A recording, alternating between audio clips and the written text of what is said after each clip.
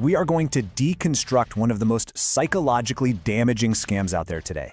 And it's so insidious because it doesn't rely on hacking your computer or stealing your wallet. Nope, it targets something way deeper, your built-in respect for the law. So this is our forensic breakdown of the police impersonation scam, what we're calling the badge loop. And this right here, this reveals the core paradox of the whole thing.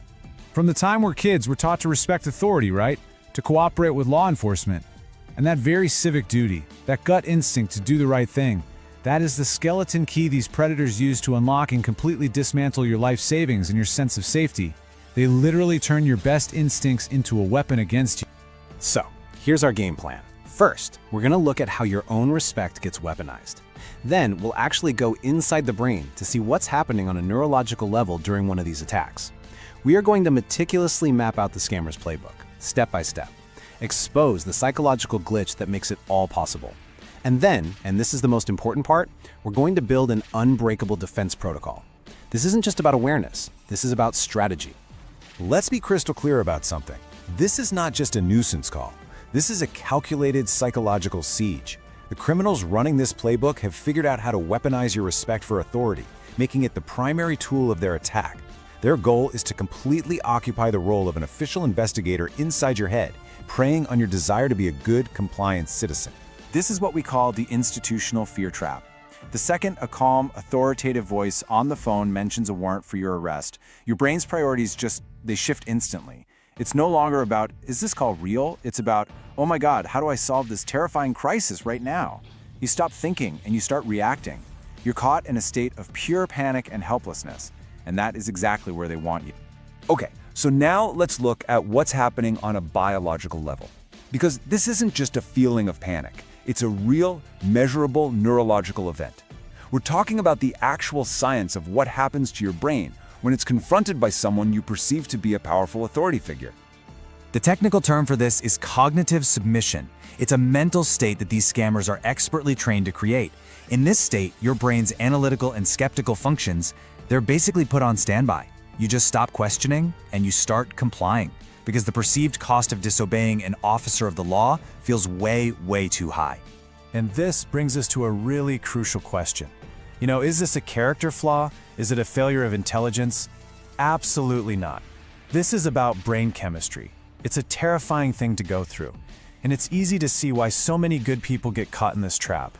So, why? Why does our highly evolved brain physically stop looking for the lie in this very specific scenario? Well, the answer is right here. Research using fMRI scans, the ones that watch the brain work in real time, shows that the prefrontal cortex, which is basically your brain's skeptical filter, or its internal lawyer, it becomes measurably less active when we believe we're following a legal order.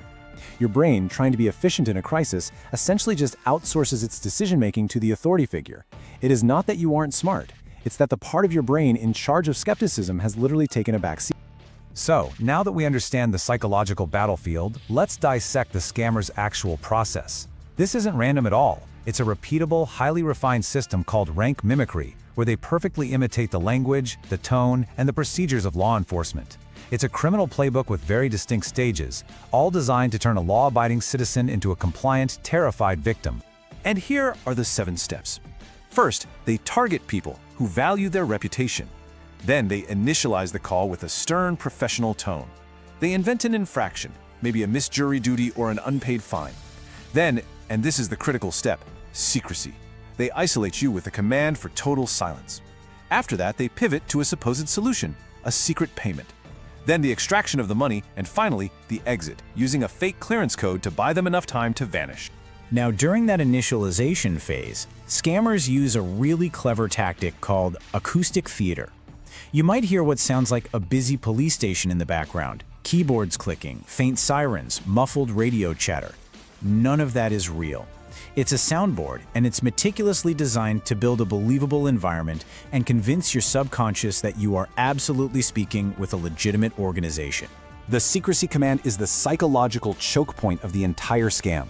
This is where the whole thing flips. The scammer will say something like, "This is an active investigation. Speaking to anyone about it constitutes obstruction of justice." And that's not a suggestion, it's a command. And it's designed to do one thing and one thing only: cut you off from your support network. your spouse, your friend, your lawyer, anyone who would immediately say, "Hang up the phone, that's a scam." But why does a secrecy command from a complete stranger on the phone actually work so well? Well, it's because of a fundamental glitch in our mental wiring when we're faced with authority, something we can call the authority glitch. Our brains are hardwired to take shortcuts, and this particular one leads directly into a trap. These scammers are, for all intents and purposes, amateur psychologists. They are exploiting two of the most well-documented phenomena in social psychology. First, you've got authority bias, which is just our natural tendency to trust and obey people we think are in charge. And second, the Milgram effect, which famously showed that ordinary people are willing to follow orders from an authority figure to a shocking degree, even when those orders go against their own conscience. This slide really shows the battle for control of your mind. On one side, you have your slow, logical, skeptical System 2 brain, but on the other, you have the agentic state. That's a condition where you see yourself as just an agent, carrying out someone else's wishes. The scammer's entire goal is to use crisis and authority to force you out of your analytical brain and push you into that fast, obedient agentic state, where you give up responsibility and just follow order. So, to sum it up, these are the levers they're pulling. Authority bias makes you want to obey.